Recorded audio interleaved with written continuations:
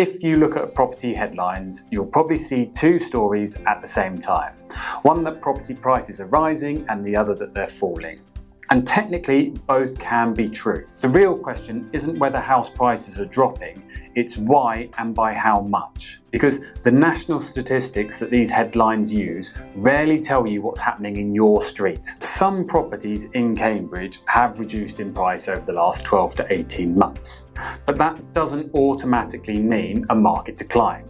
It's usually a reflection of something else. During 2020 to 2021, the demand for property significantly outpaced the supply that we had in the city. As a result, prices in Cambridge started to rise. But what we're seeing now is that the expectations which were built during that period no longer reflect the current market. Properties launched in today's current market at those inflated levels are now correcting.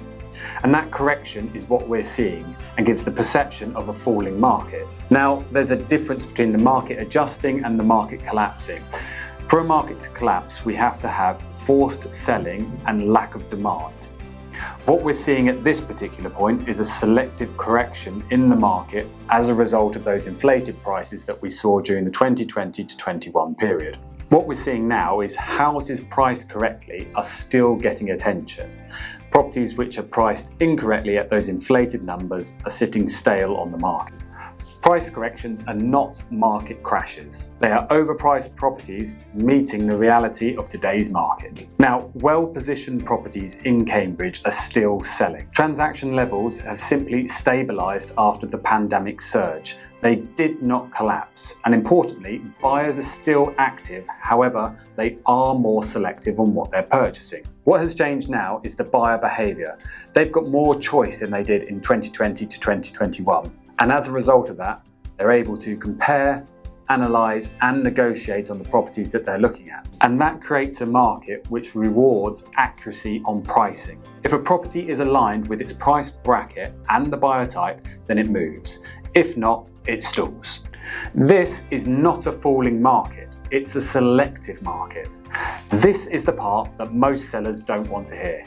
This is not 2021. You cannot list a property, put up a few photos and expect the momentum to carry you through into the sale.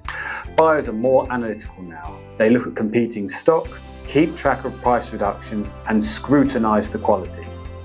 If your property is sitting on the market without movement, it's very rarely a result of the whole Cambridge market dropping. It's usually one of three things: misaligned pricing, poor marketing or poor buyer analysis. The pricing needs to be a reflection of the current market, not the previous highs. The marketing that needs to be put out needs to be optimized for the platform and engaging with the people who are actually going to be looking at it. And lastly, the viewings need to be handled by someone who understands the property and what the buyers are looking to achieve. This is where many estate agents fall. They have one person who conducts the valuation, another that does the listing, a third that does the viewings, and a fourth that does the negotiation. As a result of all these people, communication and quality breaks down. Buyers can feel this and the seller can feel it as well. In a selective market, continuity and quality matter. In this market, you're not rewarded for optimism.